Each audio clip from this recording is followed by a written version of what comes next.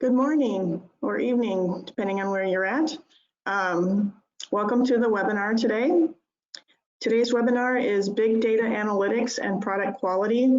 It's hosted by the ASQ Statistics Division. We have two wonderful lecturers today for our webinar. The first one is Leonard Eriksson, who's a data scientist and has worked with advanced data analytics for over 3 decades. He currently holds a position within the marketing team of Sartorius. His responsibilities relate to training, webinars, blogs, and other marketing communications. He has a PhD in chemometrics and holds an associate professorship in chemometrics at UMEA University. He has authored and co-authored over 100 publications on the applicability of design of experiments and multivariate data analysis in research, development, and production. Leonard is a member of the editorial board of Journal of Chemometrics. Our other presenter is Stefan Langner. He is a market manager for the process industry segment within Sartorius Data Analytics. In this role, he is the market expert for food and beverage and chemicals. Stefan holds a Master of Science in Physics and a diploma in Marketing Management. Before joining Sartorius in 2018, he had more than 25 years of experience in applications and marketing of scientific instruments and the according software.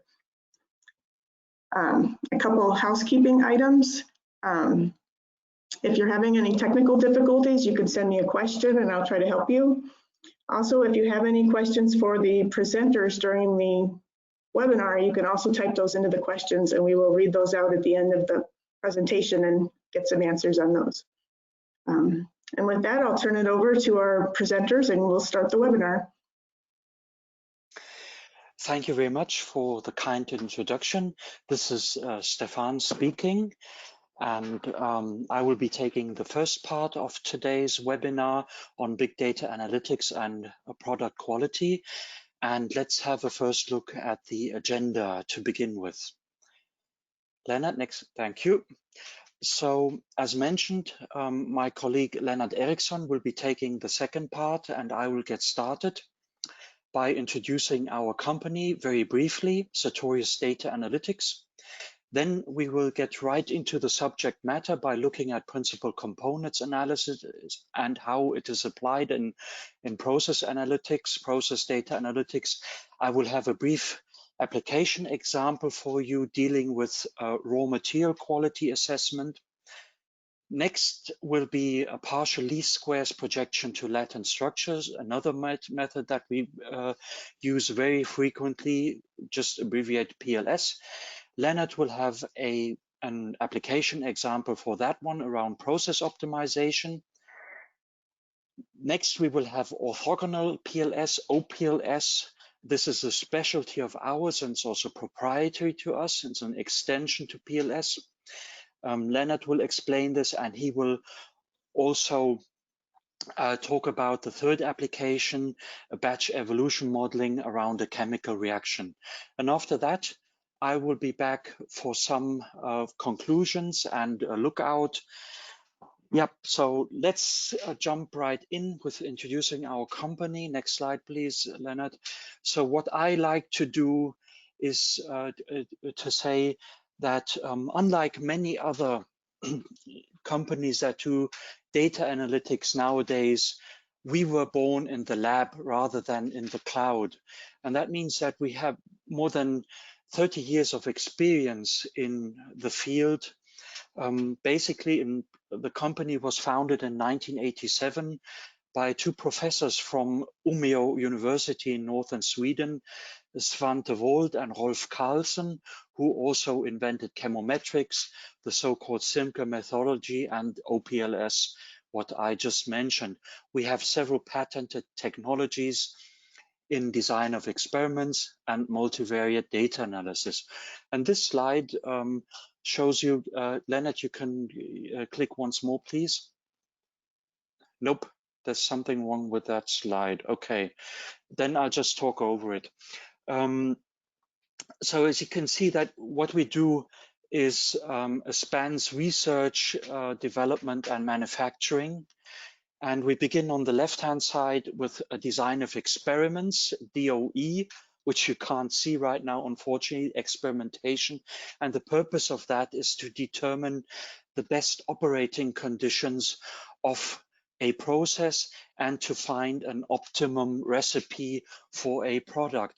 The next one is to use MVDA, multivariate data analysis, to build the model of an ideal process, which then we will use for monitoring against. We'll use it for real-time process monitoring, and we can use it for forecasting and controlling production. Next slide, please. And here you can see the software products that we use for that we market. Actually, we're a software company. We have the so-called Umetric suite. And this begins at the top with design of experiments using Monte. This is mainly applied in research and development, the pilot phase into manufacturing. And the purpose is to generate new data for product and process. The next one down is multivariate data analysis using a program called SIMCA.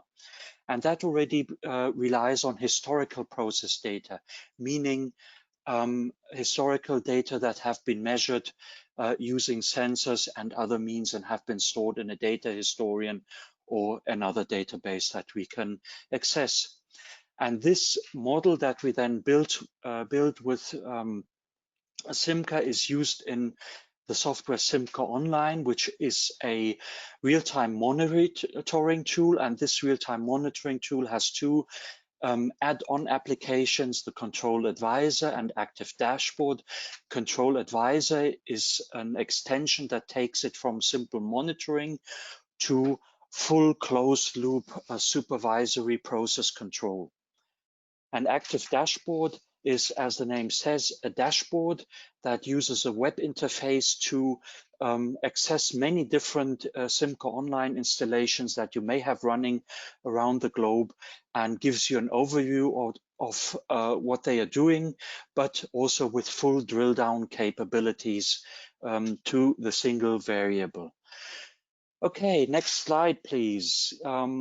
After these bits of information about what we do, the first method that we use. Next slide, please.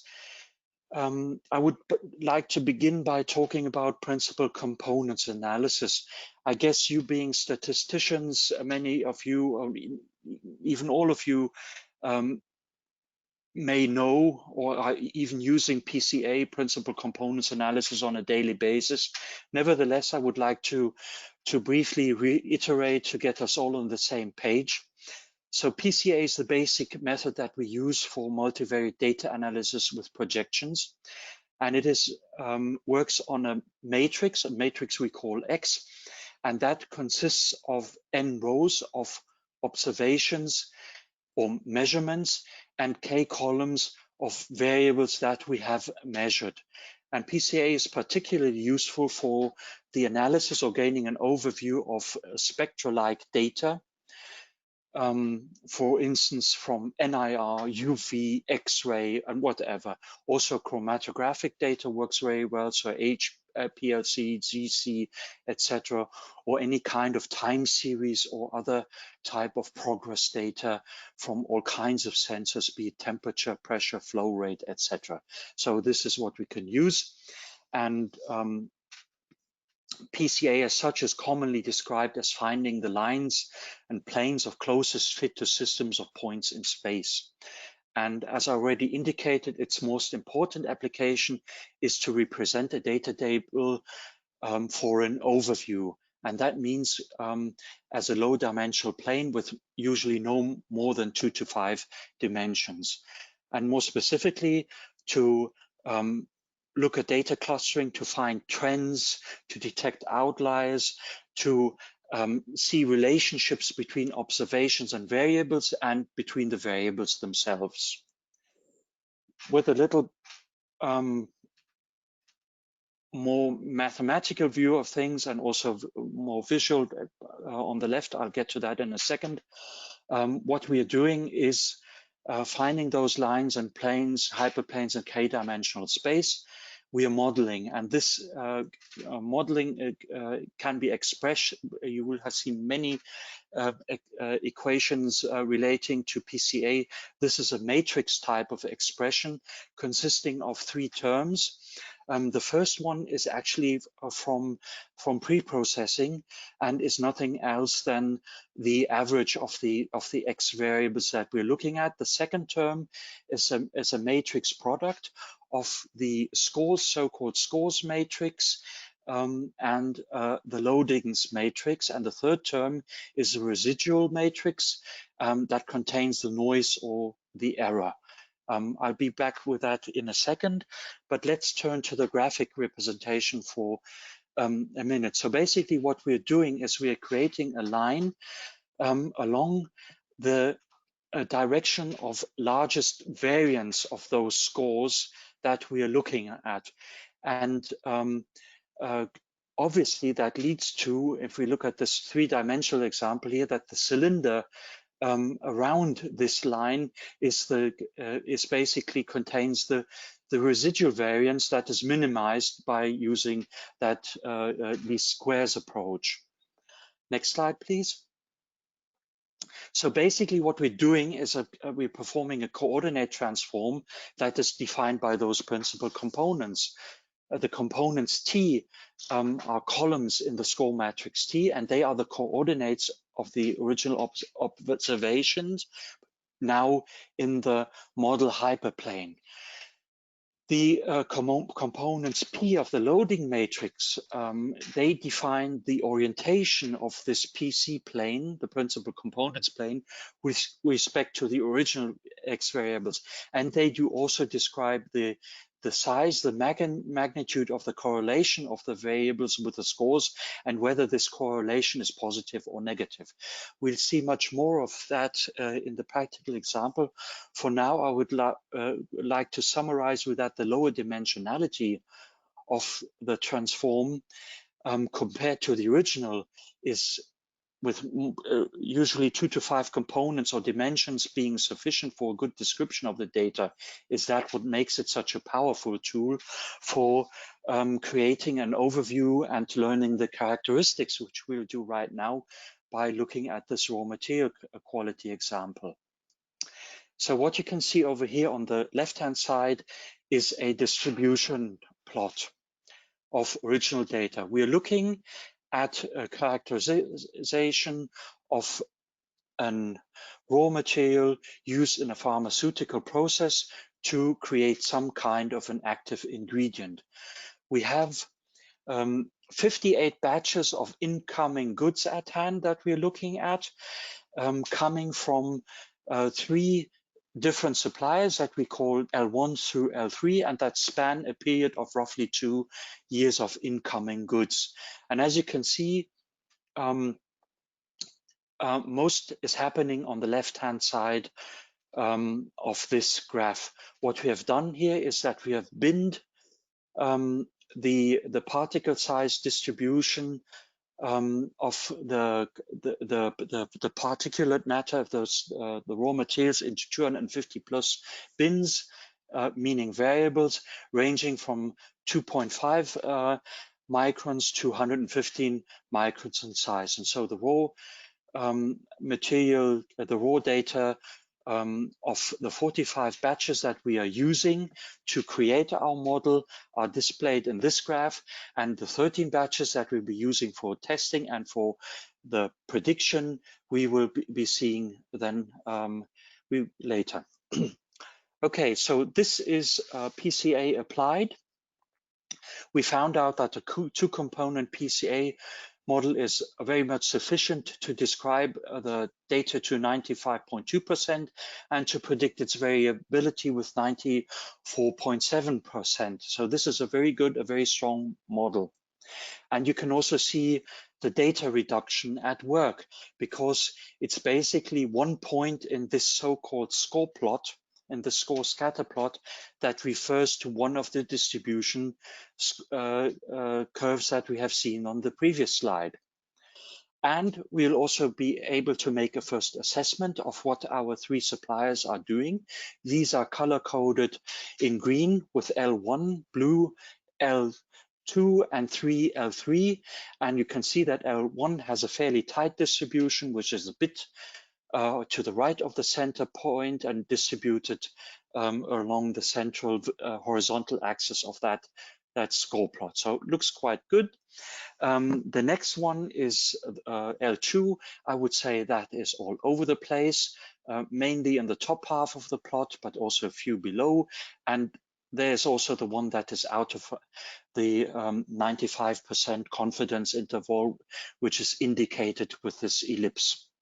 And the third one is also, again, a fairly tight distribution and is in the lower part of that plot around the center line vertically. Now let's look at this little graph here with the loading line plots that drive the score plot. In such a case like this, where you have a spectral-like distribution, you would not be using a scatter plot, but a line plot, because it gives you a much clearer picture of the data. The first component that we are seeing here is the black line, and this component drives the width of the distribution of the particle size distribution, and the second component in blue drives the peak, the position of the maximum of that distribution.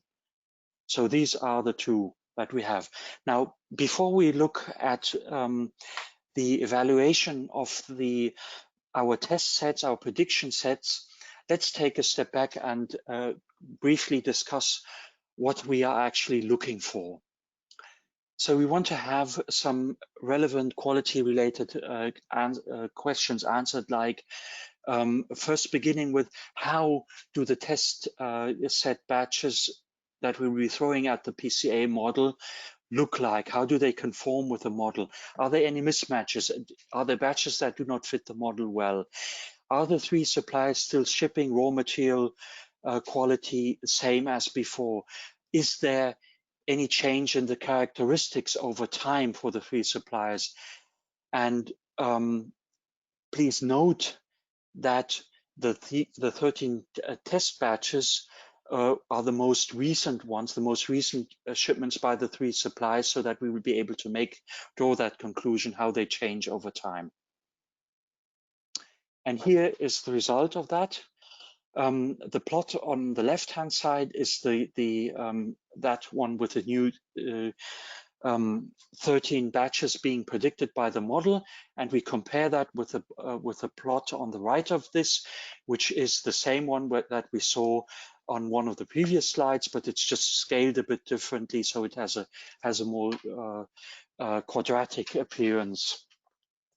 And what we can say is that our model obviously fits the prediction batches very well.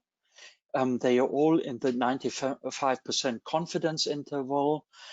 And if we look at it closer, we are in for a big surprise. There are changes around supplier L3. L1 and L2 are pretty much the same as before, with L1 having that tight distribution a bit to the left of that center vertical, and L2 being, as I say, all over the place again, but L3 now looks like L2. That means we see, compared to the original data, that the points have moved upwards and to the right, and that means that the particle size has increased and the distribution is broader, is wider. Let's do a reality check on the original data, and as you can see, the red lines here are the original data from the training batch, and you see that they almost overlay perfectly. So it's very uniform distribution, dropping evenly and to the larger sizes. And if we look at the other two distributions, then we can see that two are very similar again, and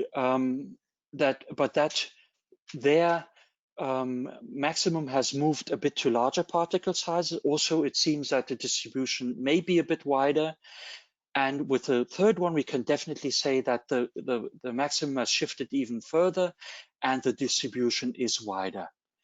So this is definitely something that you can go back to your supplier with and say, what did you change in your process that does that? Okay, last of my slides. What you can also do to really gain maximum benefit from this type of analysis, and to create some kind of a cause and effect relationship between the raw material quality and your product and product problems, or rather success, is to look at the spanning data sets. The spanning data sets here in red are, so to say, the extremes in all directions. And you can perform a design of experiments on those. And this will tell you how, if you relate that to what you expect to come out of the process, this will tell you how your particle size distribution and the shift of the peak maximum relates to your output quality and what changes you can make to reach consistent quality. So that's it from me. Over to you, Leonard. Thank you, Stefan. I hope you hear me. I am now moving over to the tool called partial least squares projections to latent structures, or PLS for short. I also think I will turn on the little laser pointer to simplify things.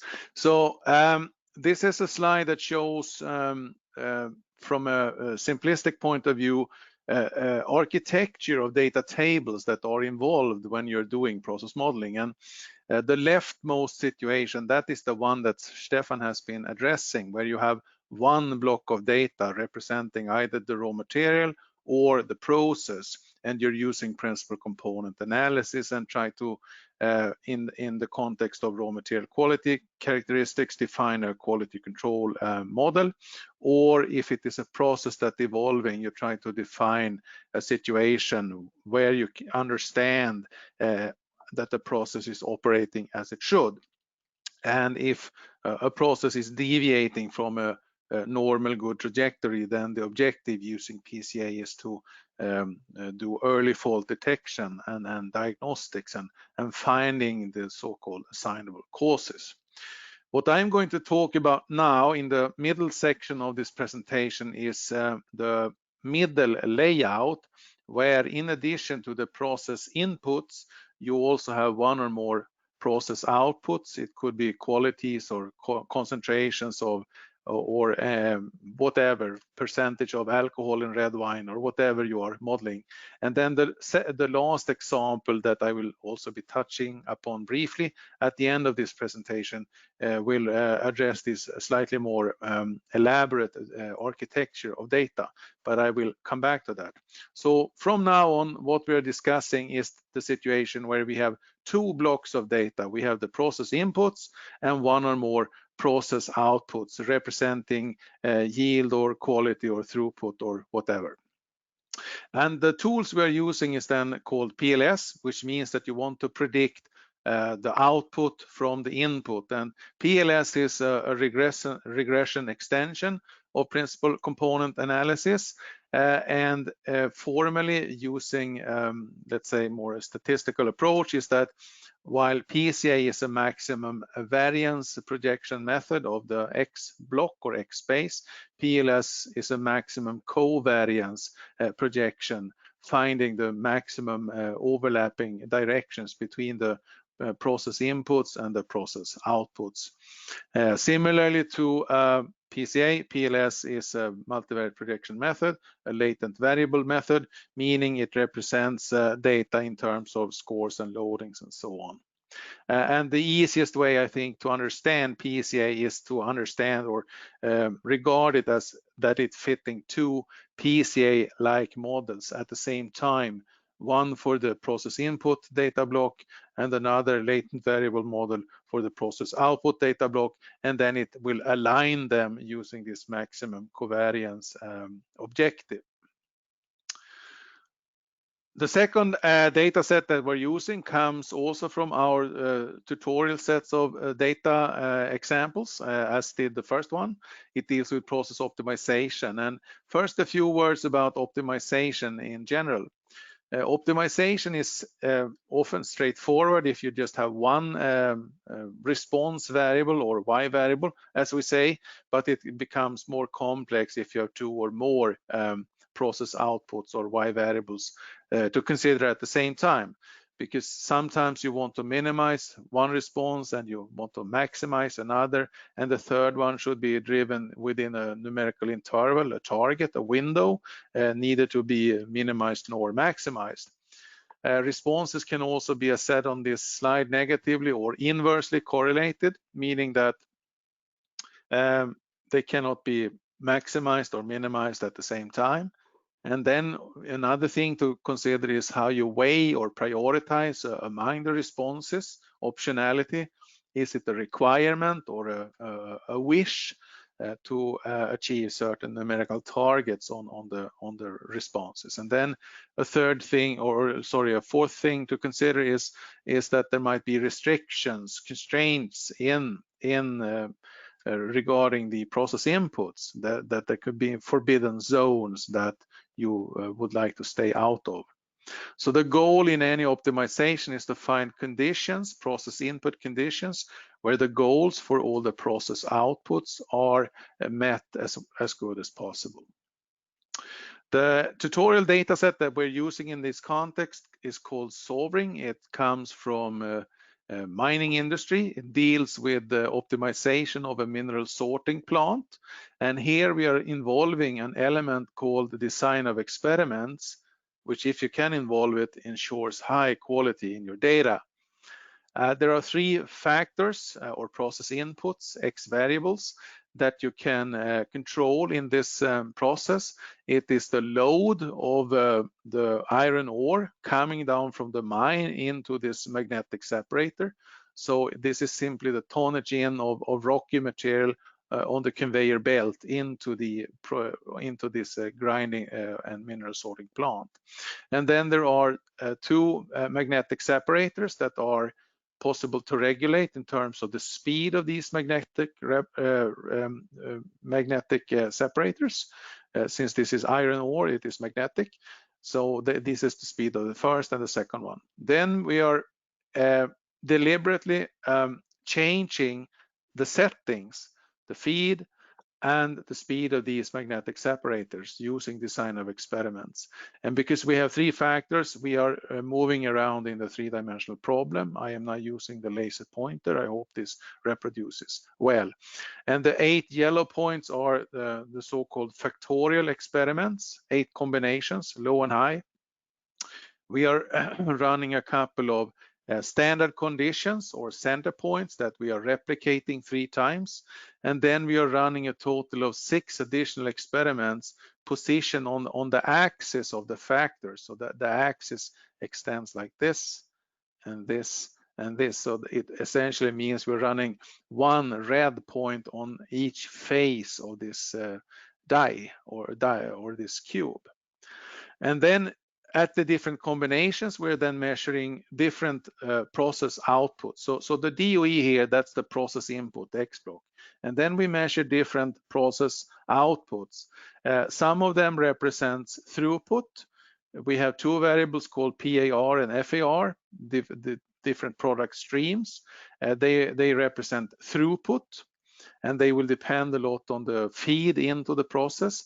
And then we have qualities represented in terms of the amount of or percentages of phosphorus in the FAR stream and the amount of iron in the FAR stream. These are qualities. And you don't want to have any phosphorus in the FAR, so this should be low, numerically low, and you want as much as iron as possible in the FAR, so that should be maximized. So what we're doing with the SEMCA software is that we are connecting we are connecting the process inputs to the quality. So these are in this case 3 columns, and in this case 6 columns. And we want to see how are the process inputs and their higher order terms and cross terms relating to the quality. And what we are then looking at are quality parameters represented by blue and green bars. So we see that we have a total of 5 latent variables in the model, where this is how well we can model the 6 outputs, and this is how well we can predict them using cross validation. This rightmost duo of green and blue bars is an aggregate across all the 6 qualities. It can then be divided into green and blue values for the individual process outputs. And we can see that the throughput responses we can model and predict extremely well, and the quality responses are fairly well, satisfactorily well modeled. If we then want to understand how the process input and output relate to one another, we look at the loading plot, and here we have a number of different colors, maybe a little bit too crowded, but the green here, these are the 3 process inputs that we can control using DOE. This is the speed of the second magnetic separator, the speed of the this is the load, and this is the speed of the first magnetic separator. And then we have higher order terms.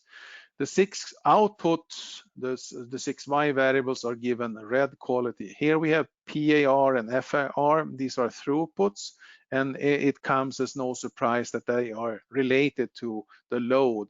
The higher the feed of the iron ore into the process, the more product we get. No rocket science. What was surprising is that the speed of the first magnetic separator had almost no influence whatever on the qualities, because it's very close to the origin of this plot. Only the second magnetic separator had an influence, and it is positively correlated with the first quality measurement, and it's negatively correlated to the second quality measurement. So it appears that throughput you can regulate using different levels of the tonnage in or the feed, and the balance between the 2 quality parameters you can modify by adjusting the speed of the magnetic separator. Because we've used DOE, we can also use other tools called contour plots, and here we are plotting results where we are changing the speed of the second magnetic separator, the feed into the process, that combination, and then we are predicting the 2 throughput parameters, PAR and FAR, and the qualities, percentage of iron in the FAR and the percentage of phosphorus in the FAR. And this one should be high, so that points to the top right corner.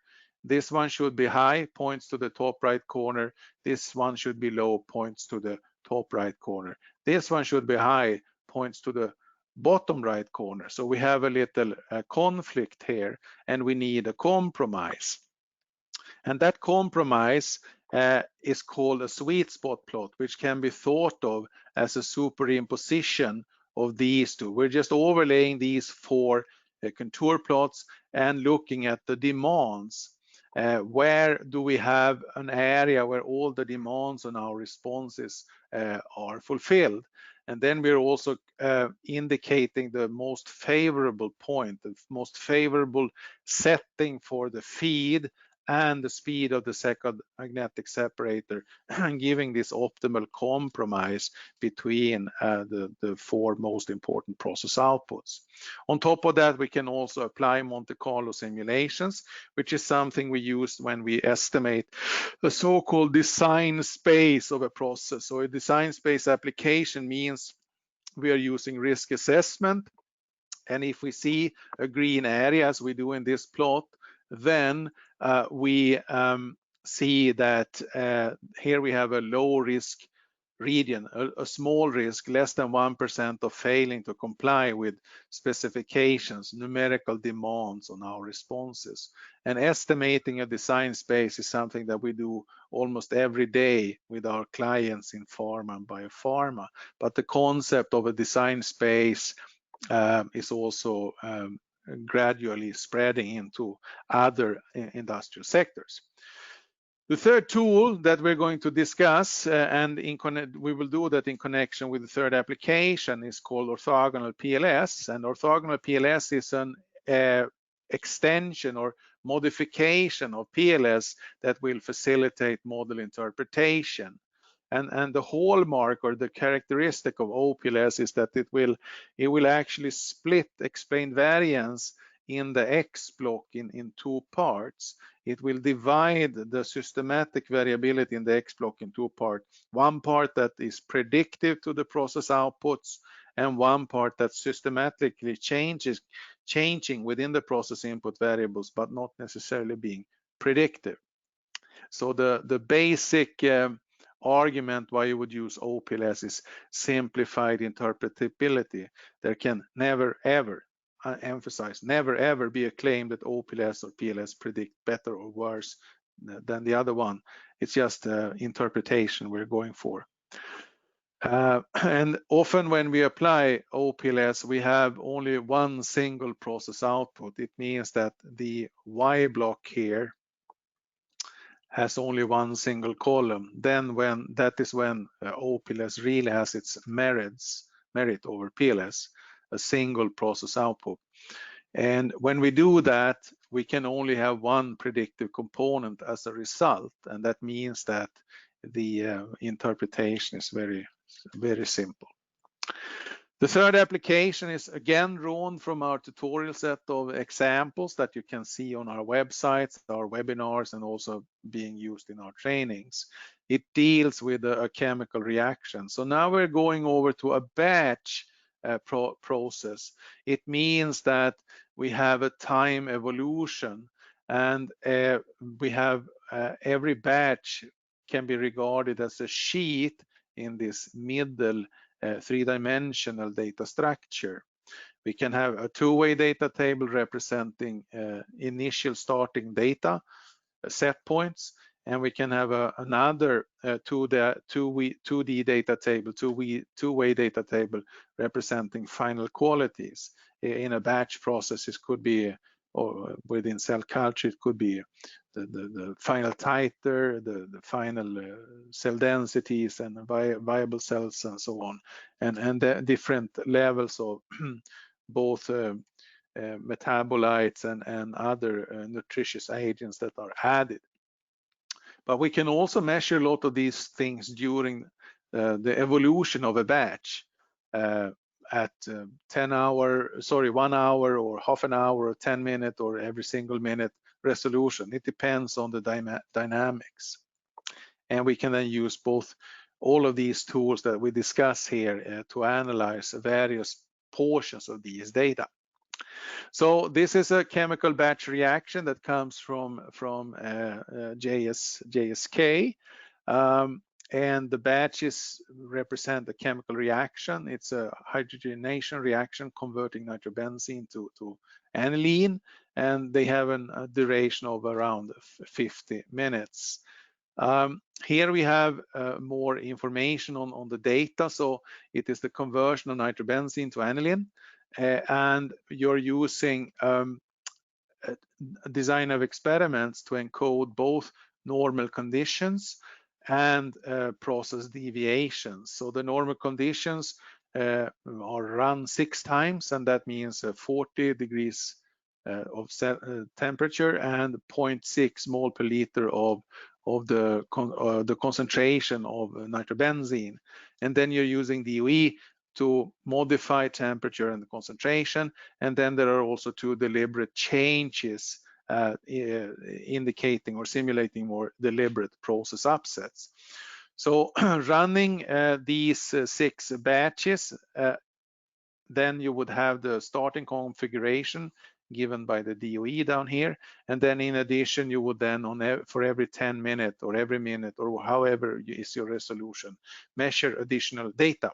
In this case, they measure more data representing UV data measured in the 200 to 300 nanometer region, and process data representing reactor temperature, reactor pressure, a gas feed, and then various jacket temperatures and the stirrer speed.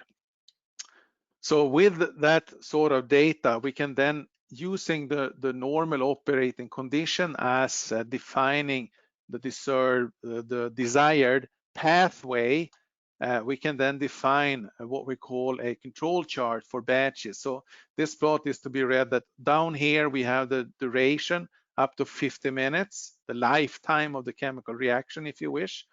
And then the green dashed line is the average trajectory of these 6 center points, these normal operating condition batches.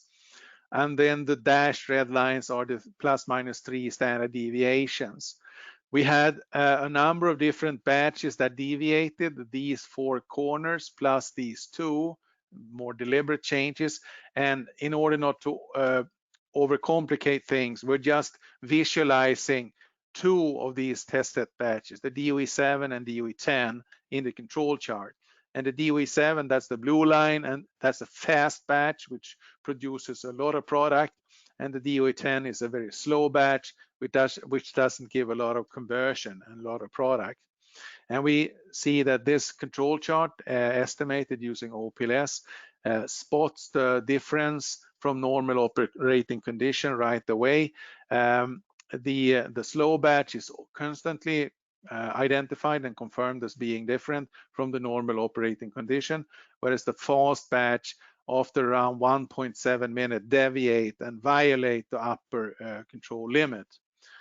So we can detect these deviators very, very early. And if we just double click, if we would be an operator and running Simca Online, we could double click on the violation time point, 1.7 minutes, and we will then see certain deviations that I will come back to. Whereas with PLS, we are confounding fast and slow batches with the normal operating condition. And that's because PLS will not be able to separate systematic predictive variability from what we call orthogonal variability. So if we are going back to this OPLS situation and we will double click at the time point 1.7 minutes, we can then drill down using what we call a contribution plot. And we can see that, for instance, the reactor temperature is way too high than the normal, and also the gas feed seems to be influencing this deviation twice the normal level. And we can also then drill down by double clicking, and here we see the temperature trajectory, and we can see that the temperature is way too high compared with the normal operating condition. We can also do similar drill downs for other deviating batches. And in this case, we're not showing these plots, but it will indicate a slower progression than normal. And this sort of technology is also what Sartorius is using a lot in biopharma, to both for the amber miniature reactors and also the larger reactors on different volumes, trying to help our clients to detect batches that are progressing as they should, batches that are deviating very early, and trying to understand what sort of corrective or interventive action is needed. But more about that in other presentations. And by that, we come to the last few slides, and Stefan will now take over. Thank you very much, Leonard, for this very nice presentation. And yeah, so a few final messages from myself, and I hope that the two of us were able to demonstrate that multivariate data analytics is a very powerful tool for quality determination and for optimization, as well as for process control. And we were able to give you a short glance at the methodology that we use, being design of experiments, principal components analysis, partial least squares projection, and orthogonal PLS, OPLS, and of course their application in 3 practical examples: raw material quality assessment, process optimization, and process monitoring. Next slide, please. And if there is a desire, we can definitely have a look at some advanced topics being quality by design and design space, which Leonard mentioned in the second example, but there's a lot more to that that we could look at, and we could extend the batch evolution modeling that we have been demonstrating in the last example by batch level monitoring, which is used to predict quality attributes of such a batch. And that can also be parametric release that can lead to. And also we can look a bit closer at what we have been hinting at now, that we can not only monitor processes as our example has been showing, but we can also take it to full closed loop control by feeding back information into your manufacturing systems.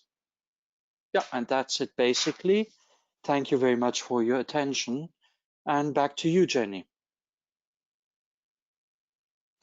Thank you. So we did have a couple of questions, if that's okay. For sure. Yeah. One of the questions was, how does robust design principles fit into the research and development with these techniques? I would say that using a robust design or robust optimization in the R&D is indicative of whether that can also be applied or accomplished on the larger scale. If you have problems establishing a design space in the miniature scale, then you for sure are up for challenges when you move over to production. And within Sartorius, we are all constantly working on models that are transferable for between different scales. Both scale up and scale down modeling techniques are something that we work with almost on an everyday basis. I don't know if you want to add to that, Stefan. No. Okay, there was another question about, you had shown in the DOE method that several factorial experiments. There was a question if you ever use response surface methodology. Yeah, it depends on the objective of the investigation. If you're running what we call a screening design, then you're using a factorial design or a fractional factorial design or other design families, Plackett-Berman and Ray Schaffner, and this definitive screening designs maybe, depend on how you set things up. And for sure, yes, we also use RSM designs, response surface modeling designs, and in fact, the example used in, or the DOE used in the second example, that was an optimization design. So the model software supports between 4 or 5 different screening designs, and then algorithmic designs like optimal designs, and between 4 or 5 response surface modeling designs or RSM designs plus algorithmic designs. Yes, and we would apply those response surface modeling designs more in the optimization phase of things. Yes. Great. One last question. Could you clarify what software you were using? I leave that to you, Stefan.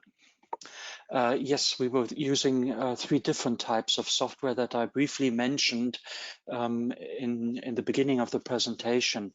For design of experiments, we have Monte.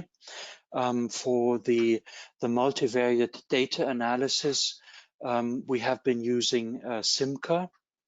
And for the batch modeling, we have been using Simca Online, and that supports continuous processes as well, not only batch processes. So thank you for returning to that slide, Leonard. So this is basically the software landscape that we have been using for the examples that we have presented here.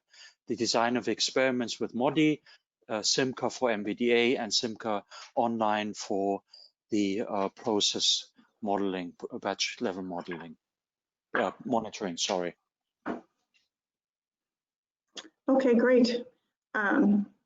Well, I want to thank you both for doing such a wonderful presentation for us. I think it was very enlightening. And I want to let our attendees know that the slides and the recorded presentation will be available on the ASQ website shortly. And thank you all for attending. And I hope you attend another of our webinars soon. Thank you very much. Thank you. Thank you. Thank you for setting this up, and have a good day. Yeah. Have a good day, everybody. Bye.